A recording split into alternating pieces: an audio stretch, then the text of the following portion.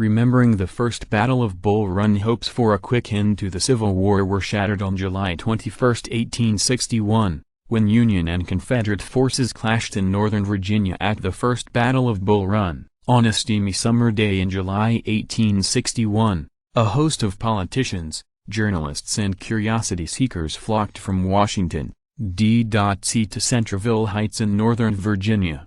"Oh, they came in all manner of ways," a Union Army captain observed, "some in stylish carriages, others in city hacks, and still others in buggies, on horseback and even on foot. Many of the travelers carried spyglasses and picnic baskets. There were even a few merchants peddling pies and snacks." The scene had a carnival atmosphere, but the legions of sightseers had not come for any ordinary entertainment. They were there to witness the first major land battle of the Civil War, which was raging some 5 miles away along Bull Run Creek in the town of Manassas. With each puff of smoke on the horizon, the pro-Union crowd applauded and cheered. "Oh, the spectators were all excited," Irish journalist William Howard Russell wrote, "and a lady with an opera glass who was near me was quite beside herself when an unusually heavy discharge roused the current of her blood. That is splendid. Oh my, is not that first rate?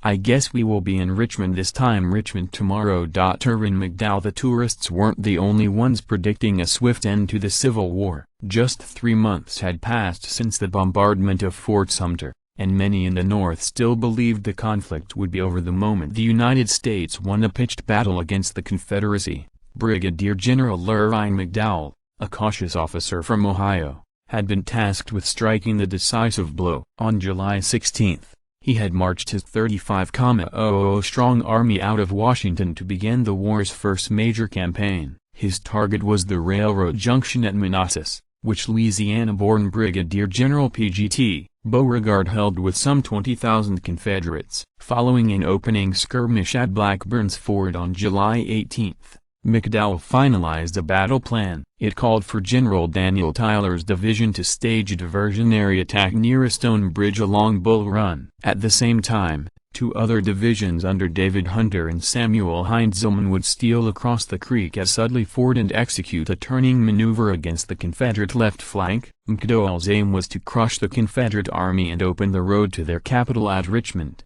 But his plan hinged on the rebels not receiving reinforcements from General Joseph E. Johnstone, whose 11,000-man army of the Shenandoah was lurking some 60 miles away in Winchester. Union General Robert Patterson had been tasked with bottling up Johnston's forces, yet unbeknownst to McDowell, Johnston had slipped away on July 18 and packed his men into Manassas-bound trains. They would arrive at Bull Run just in time to play a decisive role in the fighting. Joseph E. Johnston. The battle began around 5:30 a.m. on July 21, when the first Union artillery shells went screaming across Bull Run. While Tyler distracted the rebel positions near the stone bridge, 10,000 troops under Hunter and Heintzelman lumbered toward the creek. The inexperienced soldiers encountered delays on the march and only succeeded in crossing Bull Run at 9:30 a.m., well behind schedule. By then, Colonel Nathan O'Shanks Evans, who commanded a 1,100-man brigade on the Confederate left,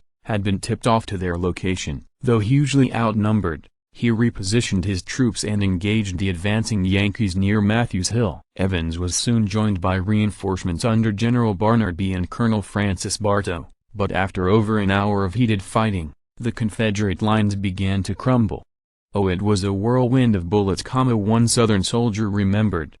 "Oh, our men fell constantly. The deadly missives rained like hail among the boughs and trees." Stonewall Jackson at the First Battle of Bull Run. Credit, Universal History Archive. With the fight turning against them, the rebels retreated across the Warrenton Turnpike to Henry Hill, where Brigadier General Thomas Jackson's Virginia Brigade was holding a defensive line. Noticing Jackson's coolness under fire, General B marshaled his forces by hollering, "Oh, yonder stands Jackson like a stone wall." Rally behind the Virginians! From then on, the taciturn General Jackson would carry the nickname of Stonewall. In the confusion of the withdrawal, it briefly seemed that the Confederates were beaten. Spectators at Centreville Heights received reports of a Union triumph, and General McDowell was even seen riding alongside his troops and yelling, "No victory! The day is ours!" The battle, however, was far from over. The Union forces had failed to press their advantage,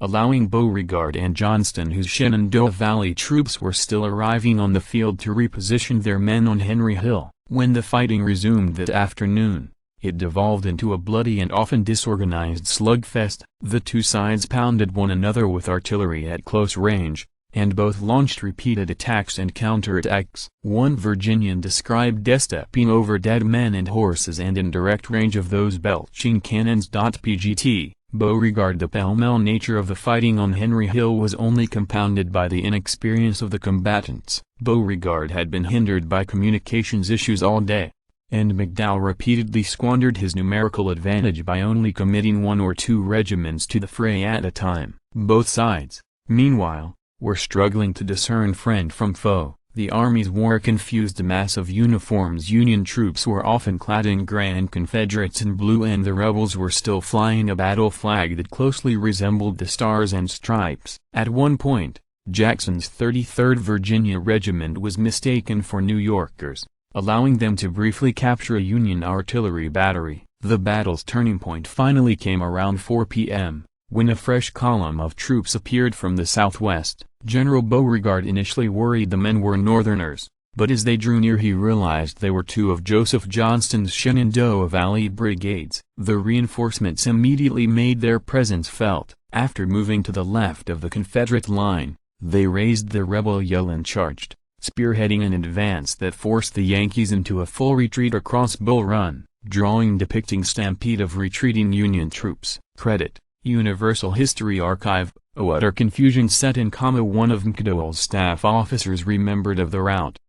Pleasure carriages, gun carriages, and ammunition wagons broken bar were abandoned and blocked the way, and stragglers broke and threw aside their muskets and cut horses from their harness and rode off upon them. As they fled, the panicked Northern troops ran headlong into the throngs of battlefield tourists, who joined in the retreat. One spectator, New York Congressman Alfred Dealey, was even captured by the Confederates. He would spend the next 5 months in Richmond's infamous Libby prison. The Confederate forces were too fatigued and disordered to pursue the retreating Federals, who limped back into Washington the next day. It had been a demoralizing defeat for the North. Newspapers labeled Bull Run a national disaster, and one New Yorker lamented being disgracefully routed, beaten, whipped by secessionists. McDowell was relieved of his command and replaced by General George B.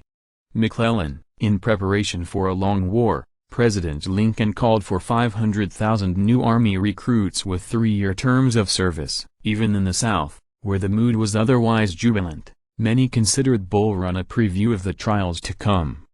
5 men will rise up where 1 has been killed, a Confederate major predicted.